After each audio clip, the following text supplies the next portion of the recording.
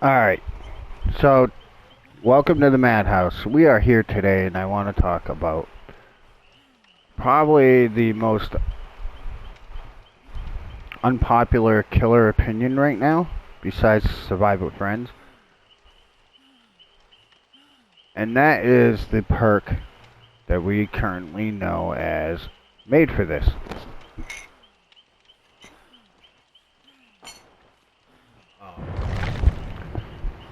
I would like to first off say there is no counter to Made for This. There is, I guess, but it's very gimmicky with the way that it's able to be utilized amongst killers.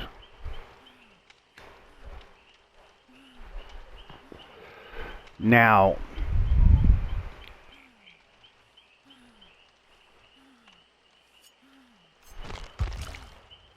Made for This,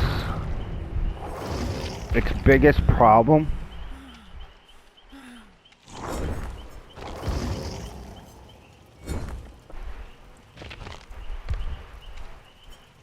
where is it? I think I had a build.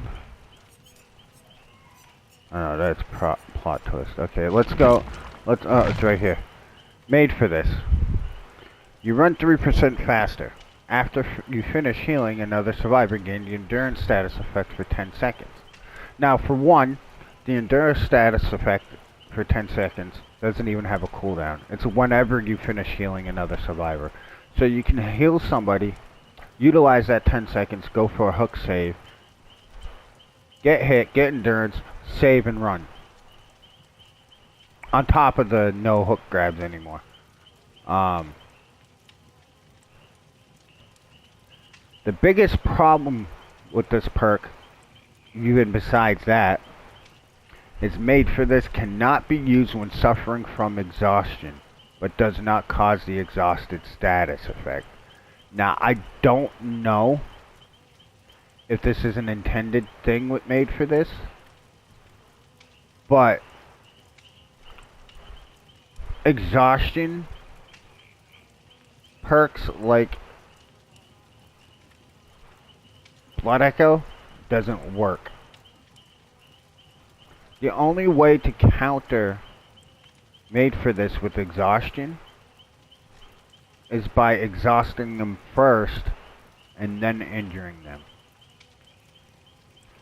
Let's say Pinhead's exhaustion add-on for the Lament configuration. While they're holding the box, if they're fully healed and at full health, they're exhausted already. So when you injure them while they have the box, that therefore null and void's Made for This, because they were exhausted before the injure. Now on the topic of Blood Echo, let's take a look at that.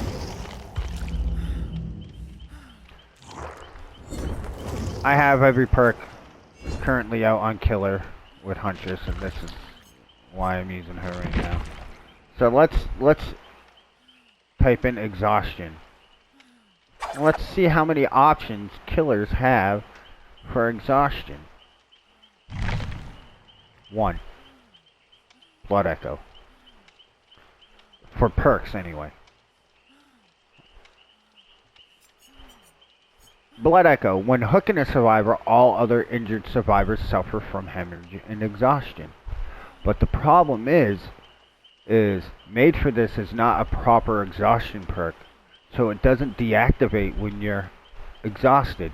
It only deactivates, or it only stays dormant if you exhaust survivors before injuring them when they have Made for This. And the majority of the time that you can even do that, you don't have much time before in mid-chase it starts to kick in. It's basically like 99ing sprint burst and then stopping and then running in mid-chase to use your sprint burst to get away faster. Granted, it's not the 150% movement speed, but it's similar. It's on a smaller scale of sprint burst. 99ing sprint burst without having to 99 it. So we, perk-wise, literally have no counter to made for this. Now, I don't even know if add-ons like the concoction here, I think that's what it's called, right? Oops. Again. Stupid controller, drop it. Yeah, venomous concoction. Now, I don't even know if this works. It seems to sometimes work versus made for this. But I'm not sure if it exhausts first and then triggers the, what comes first, the exhaustion or the injure status. Because if it's the injure status first, then the exhaustion don't matter against made for this because it's not a proper exhaustion perk. It cannot be activated when exhausted, meaning before the person's injured, before the actual perk triggers. If they're exhausted, then it doesn't work. But you cannot injure them and then use a perk like Blood Echo to exhaust them. They will still have made for this, which completely negates Blood Echo. And it completely negates, let's say, Pinhead again. If an injured player with made for this goes and grabs the box and you have an add-on that gives them exhaustion while they had the box in their hand, it does not affect made for this players because it's not a proper exhaustion perk. It doesn't have the 40-second cooldown that exhaustions have. It also doesn't have the 150% movement speed, which is great. I'm glad it don't in this state. But then there again, there's no counter in that scenario. There's no counter to made for this, and it negates an add-on for a power of a killer. And also, I want to mention that running both Eerie add-ons on Pinhead, this is completely different, but I wanted to put this out there because I'm going to add this to behavior on Twitter. Running both Eerie's on Pinhead actually bugs the game where the box gets solved without the chain hunt stop without the box being solved. Just an FYI. But back to made for this. So truly the only real counter to made for this is exposed status. And again, very limited killers that run exposed status. And very niche add-ons, gimmicky at times. Most of them that have exposed, they're very gimmicky. I mean, look at Huntress's Eerie Head.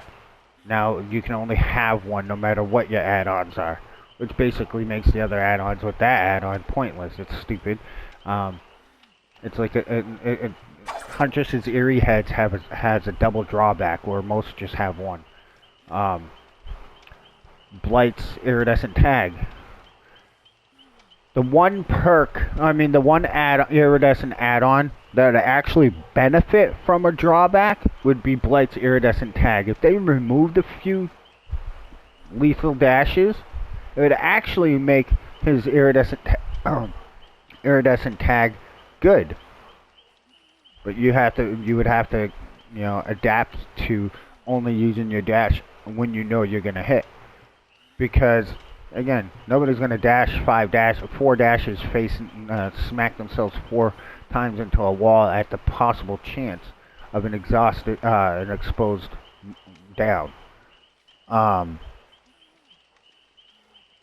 Literally completely negates killers like Legion, who injures everybody, and it just makes it actually worse for them to catch up to somebody that has MFT at a distance, even with mural sketch. So we've established that exposed status really is the only true counter.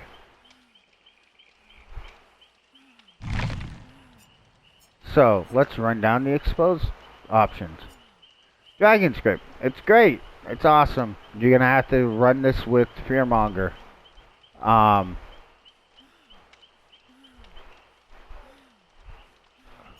You know what?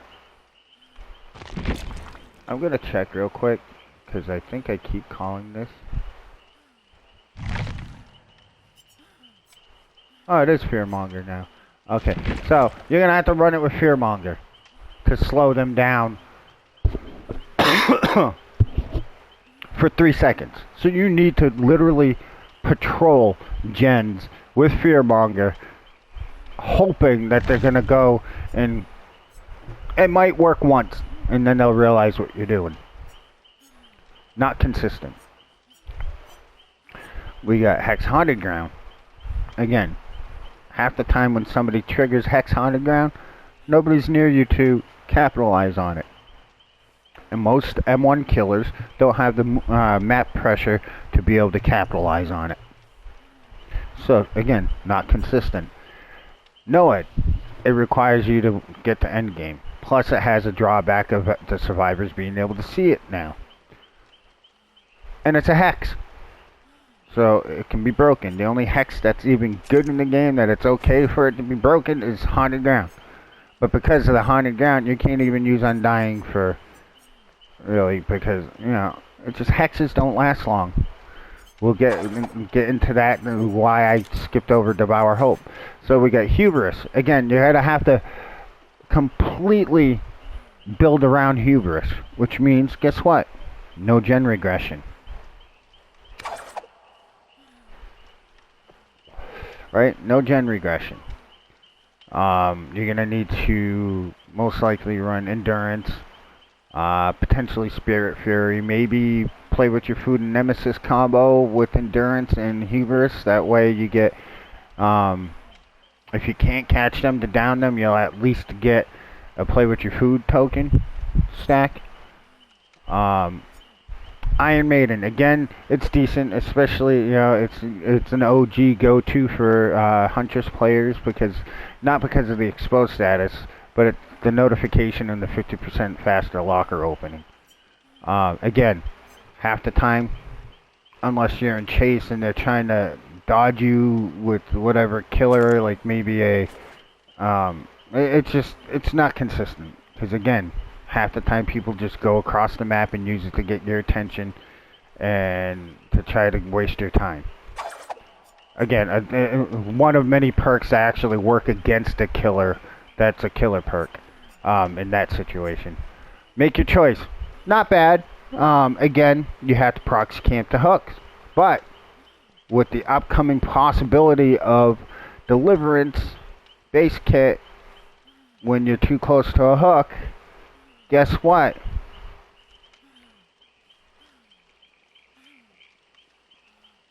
It's not going to happen, because we don't know what kind of radius they're going to give that Deliverance if they put it in, right? And you still need to be 32 meters away, which gives them plenty of time, especially if they're injured, or potentially if the injured person happens to be going for it. It ruins their use of make your choice anyway. But half the time, you won't even catch up to them, especially if you are a slower M1 killer. So again, consistency. Rancor, again, another perk that requires endgame for the exposed status. And not just endgame, the gates have to be powered. No, okay, I'm misreading that. That doesn't mean they have to be open, just powered. So endgame, yeah. When did they add the exposed status effect? I never realized that. I only memed around with Scratchmere Myers and Rancor before. I don't really use it that often. So again, it's an endgame perk, which you don't want to get that far. As a killer, you want to prevent the endgame as much as possible. And here we go with Starstruck. Starstruck is a good exposed status perk. But the good players are going to know not to go near you when they get that notification that they're exposed from it. And they will know that you're going to try to one-shot them. it only really works against players that don't know the game and don't comprehend what that screen shaking and noise is when you pick up a survivor with Starstruck that run after you. It's the only time I run Starstruck on Ghostface because his weakness is taking the time to stalk people from 20 meters plus away so he's not seen and then trying to catch up to him to do it. So I run Starstruck Agitation to get potential use out of exposed status instead of having to stalk people. Again, consistency. Once they, just like Dragon Grip, once they know that it's there and that it's in play, they know how to, if they're good enough at the game, they'll know how to counter it. Wait 30 seconds. 30 seconds is less than one hook state. And then go in for the save. So that brings us to what I feel the one true good counter to Made for this. And it's not even consistent in its own right. One, it's a hex. Devour Hope. You gain 2 tokens. You get 5% haste status effect for 10 seconds after hooking a survivor. And for the duration,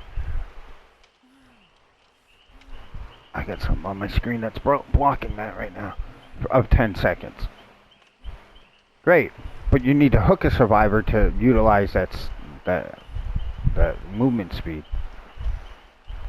You have to hook the survivor to get the tokens, while at the same time making sure your hex don't get broken. Hey, I'm a poet, and I did know it because I have a Instagram for my poetry, if anybody's interested. And then 3 tokens, again, you might get a couple of downs with it before they realize, oh, he has Devour Hope. Okay, or they have Devour Hope. Let's go get the hex. Let's go get the totem. And then boom. Very, very rarely do you actually get the 5 tokens. And again, it's against bad players or, you know, if you get a very good defendable totem spot. So literally there is no consistency in any kind of counterplay to Made for this. You cannot exhaust them. We only have one perk that actually gives exhaustion, and that's if they're injured. But if they're already injured, exhausting a player with made for this is pointless because it does not deactivate it like it would deactivate any other exhaustion perk, or delay it anyway, not really deactivate it, but it does not deactivate it. In order for them to balance Made for this, for one, put a cooldown on the endurance, because literally at end game somebody with Made for this could heal people at the gate, run if the hook is close enough, run to the hook, get hit, get the endurance status effect, save the player off the hook, and with base kit borrow time, that player body blocks for the player that just unhooked them, and they both get distance away from the killer, potentially both being saved. Rinse and repeat. All the person has to do is just, and if they have will make it, that's even worse, because it gives them their fucking endurance even faster to go for the next save if the hook's close enough. The only downfall is you got to make sure the hook's close enough. And half the time at end game, the hooks that are happening are fairly close to the exit gates. So literally, a cooldown timer on the ability to get the endurance, how often you can have it, instead of instantly getting it whenever you want it by healing somebody. And make it an actual exhaustion perk, to where the only exhaustion perk that we have, Blood Echo, can work against it. Or add-ons like the Venomous Concoction or the Pinhead add-on for the box will work against people made for this. Because as of right now, if an injured player goes after the box with made for this, against Pinhead, they will not be affected by the add-on. It negates the add-ons. It negates the whole one perk that we got to exhaust players. Made for this needs a rework and balance. There's no counter to it, no consistent counter, and the only true counter to it is any killer that can effectively put expose on people, and that's basically Myers. And he's limited by the amount of expose he can put in because of the amount of evil that he can drain from people. Which, again, another topic for another time. I feel that survivors need to at least have some more drainable evil from them, so that way Myers can be fun to play again, because literally you may get one or two, if it's a bad team, maybe 3 people out before you're chasing the first person you drained at endgame with no... You just become a tier 2 M1 killer. Anyway. But yeah. And you know, Ghostface has his stock, but again, it comes down to if somebody... You gotta be far enough away so you're not getting revealed with Ghostface to mark them. And even the movement speed add-on that Ghostface has, and this is another thing, I play my Starstruck Ghostface build. We'll go to that build here, and I'll show you and explain the build makeup. And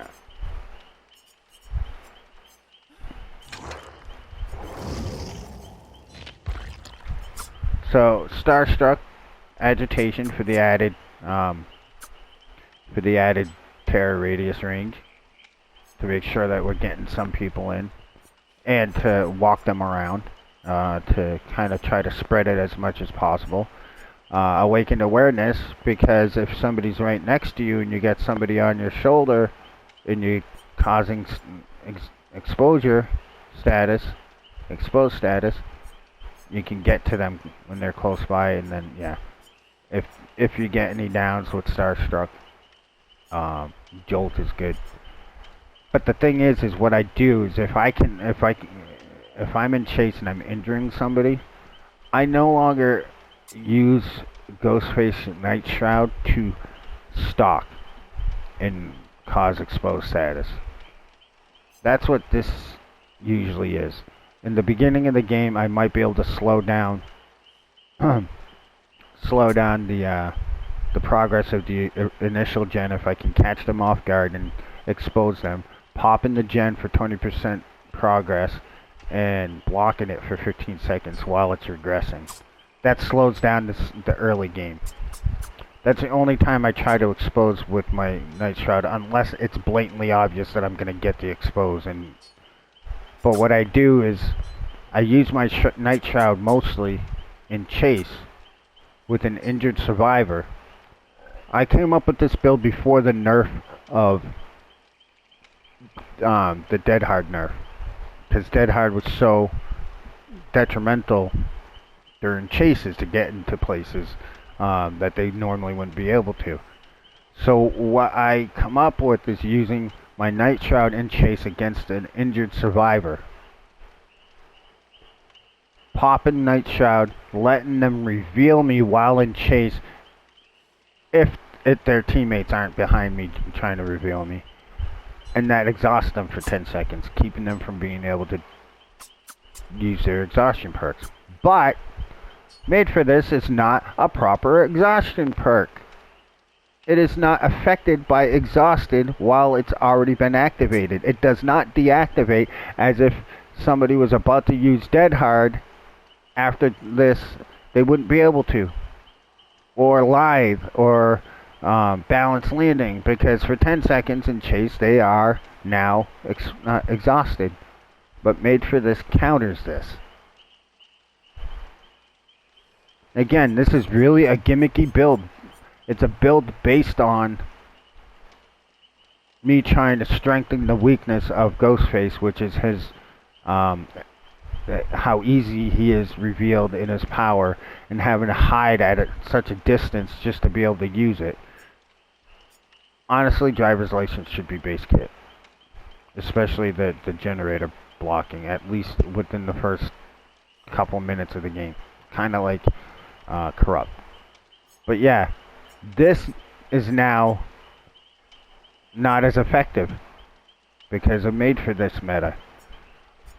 This is negating and nullifying a lot of counterplay to traditional exhaustion perks.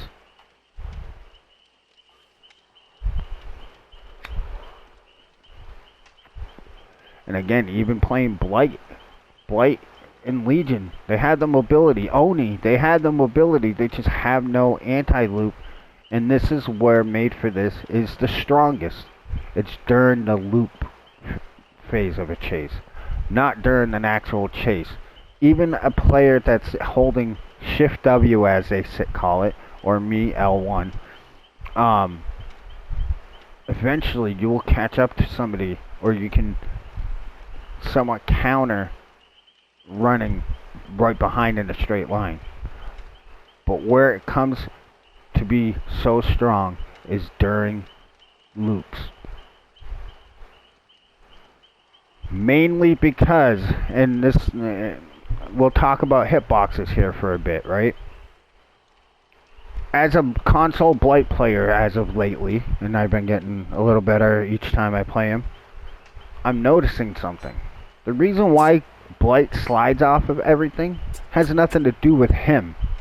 It has to do with the object boxes around all the objects in the game. Let's say Shack, for instance. Each door is the point, right? Draw an oval around the walls of the shack. The points of the oval are the openings of the doorways.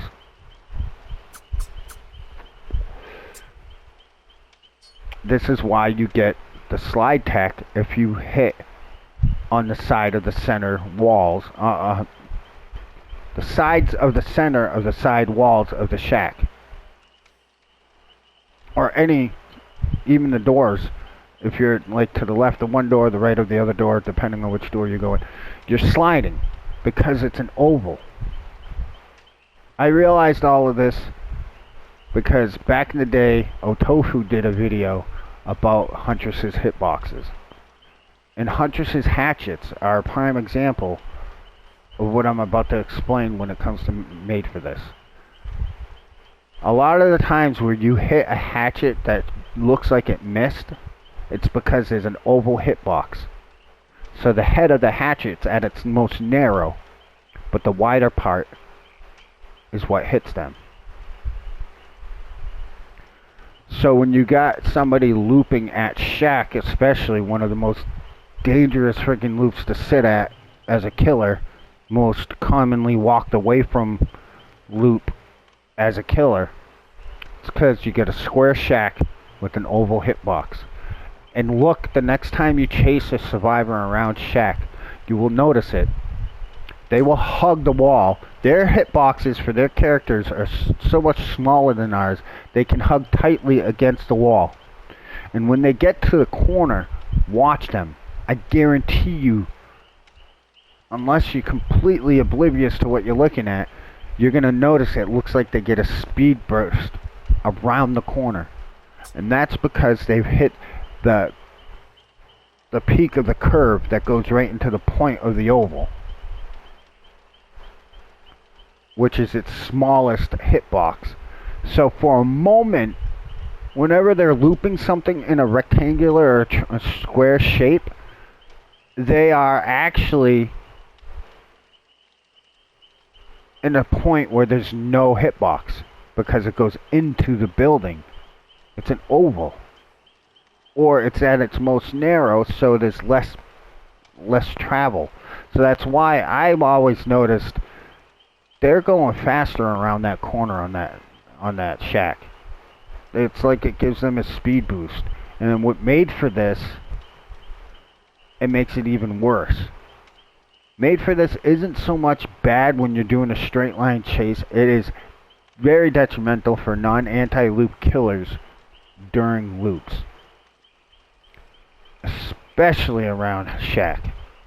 I literally had a Huntress game, and if it wasn't for me running Soldier's Putty on RPD, there's that loop next to the gen by the front exit gate, and the hook by the fire escape. There's that 2 concrete barriers with the pallet. I chased a Jane after hitting her. She was so cocky and confident, allowed me to hit her once because she knew what she was doing. She was going to an almost fucking infinite loop. And honestly, if she didn't fuck up and vault the pallet, I don't think I would have caught her without breaking that pallet. I literally had to have a 4.6 Huntress because of an add-on and Tier 3 Bloodlust to finally catch up to her. And as I said, if she didn't vault the pallet and kept just going around, I probably still would have had to break that pallet, losing the Bloodlust and giving them space. Made for This is most detrimental to the game against killers with lack of anti-loop. And that's the majority of the killers.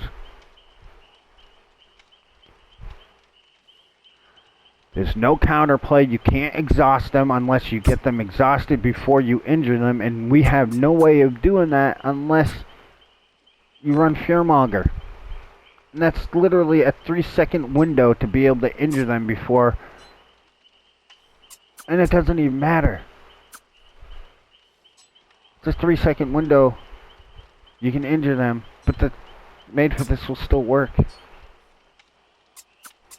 Unless you hit them right at the end of that 3-second window, which means you have to heavily proxy camping patrol the gen that you see somebody on. There's just no consistent counterplay to Made for This. And on top of the endurance. Made for This can be abused at endgame by using perks like We'll Make It. They unhook somebody at endgame, heal them instantly, go for another unhook to a hook that's close enough while in the 10-second window, get hit, get the endurance, killer swiping the blood off his blade or off whatever weapon they have, unhook. The person unhooked now has borrowed time that can body block, especially really high-end MMR Swifts. They can then body block for the person that unhooked them and get distance away. And guess what? The survivor that unhooked now has Will Make It. So they can instantly heal this person and go for another save because they now have another 10 seconds of endurance. This game is going down a dark path right now because I see a problem brewing. Everybody's so hyped up for this freaking no bloodlust perk on the xenomorph, right? What I see is history repeating itself. What did they do with gen regression to the killers? They nerfed the shit out of it. What did they then do for the survivors? Every time there was a perk that was nerfed for killer, they got a new perk from the new survivors that added gen progression. They nerfed Eruption. You know why they nerfed Eruption? It wasn't because of the pick rate or how oppressive it was. No. It's because they came out with the fucking friendly competition perk. You sure as hell can't have a 4-man squad formatting onto a friggin' generator at early game and each of them getting 5% teamwork bonus to the next generator speed if there's a potential that they're getting friggin' incapacitated from it.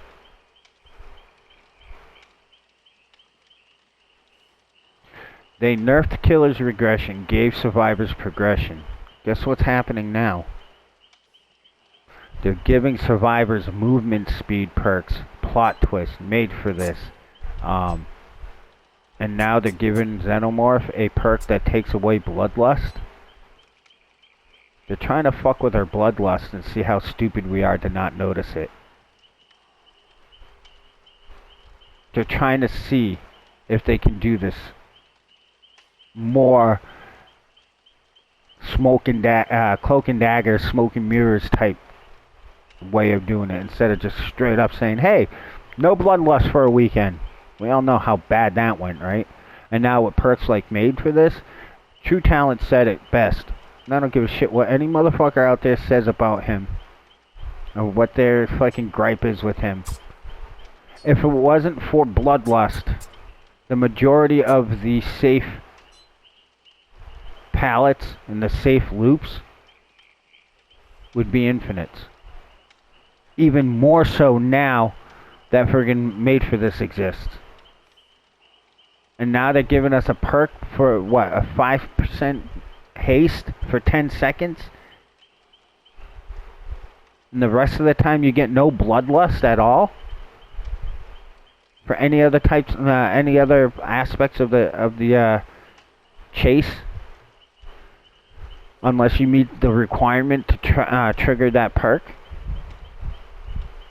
I'm more interested in, as a Huntress player, I'm more interested in the locker perk.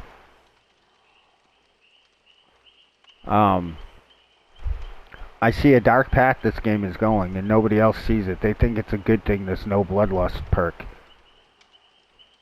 I see them giving survivors movement speed perks that are uncounterable, and them trying to fucking fuck with and take away bloodlust from us again.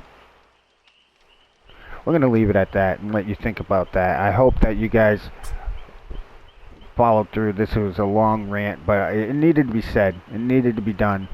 Made for this is uncounterable. There's very niche and gimmicky ways to counter it with expose, and that's it.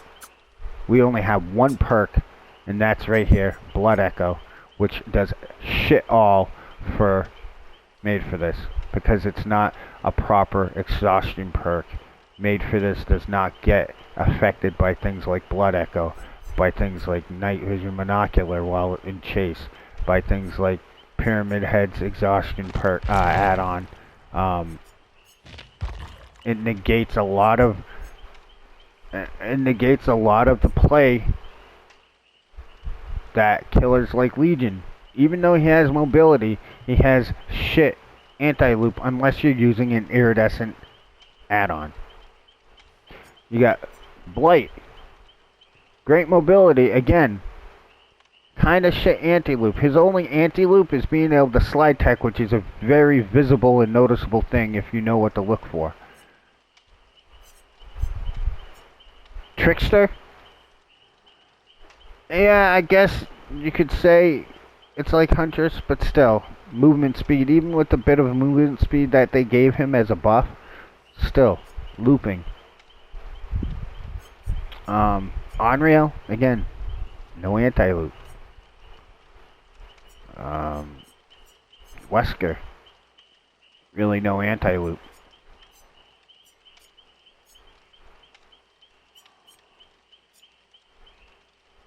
A pig. She's got her dash, but with made for this, you can outrun the dash. Especially at a loop if you're around that, the ovular fucking hitbox. The Trapper, Wraith. I mean, even Nurse has, they have to adapt their muscle memory from game to game based on whether somebody has faster movement speed when they're injured or not with her blinks. Hag, I tried playing Hag. She's anywhere near as fun anymore, and I don't play her traditionally. I use Grandma's Heart and Shackles, and that makes her stealthy. Her nerf to her power, where they don't need flashlights, at least needing to have an item to be able to trip the traps without having to walk over them was good enough.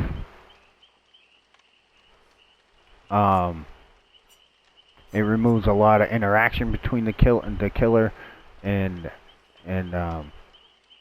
survivor by allowing them to destroy it without a flashlight.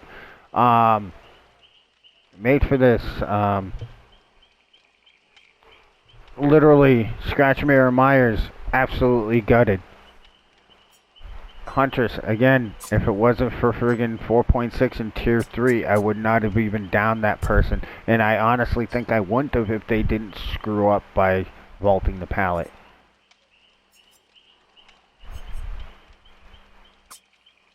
Yeah, it's just... And Pinhead, Cenobites, exhaustion add-on does not matter. Which one was it?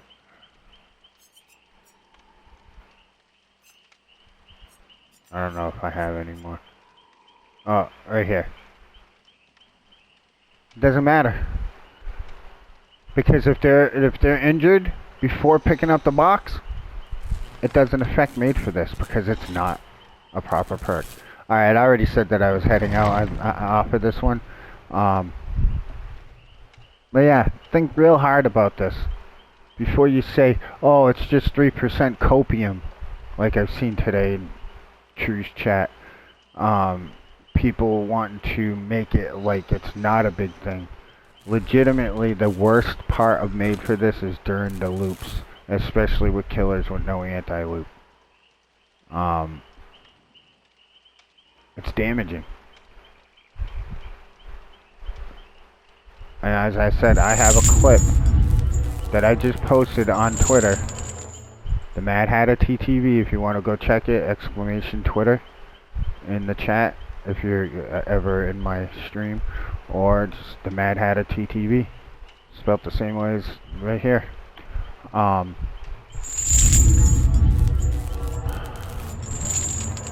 There's no true counterplay to it unless it's exposed status, and as I said, the majority of the killers only have gimmicky and very inconsistent exposed potential in the game.